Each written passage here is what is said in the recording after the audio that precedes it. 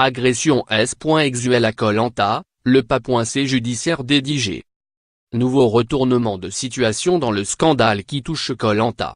Le tournage de la 19e saison de l'émission phare de TF1 a vu son tournage être interrompu suite à une accusation d'agression sexuelle.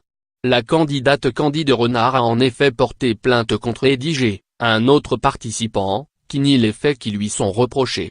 Arrêté lundi à sa descente de l'avion à l'aéroport de Roissy-Charles de Gaulle, l'homme de 33 ans aurait un passé judiciaire compliqué selon Benjamin Castaldi.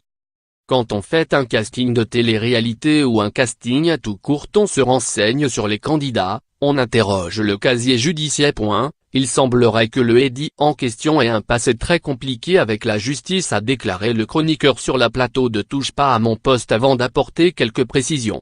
Il semblerait que son passé judiciaire ne soit pas du tout net et qu'il a déjà été condamné pour agression, donc que son casier n'est pas vierge, du moins pour le volet 1, le plus important.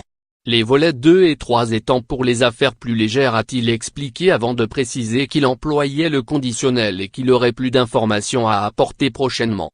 Une information judiciaire a été ouverte par le parquet pour faire toute la lumière sur les événements.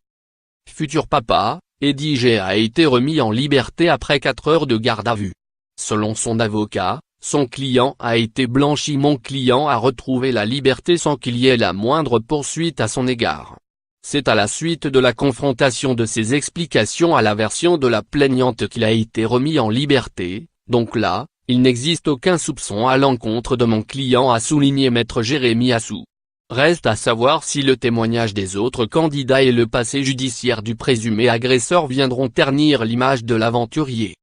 Crédit photo, Cyril Moreau. Best Image.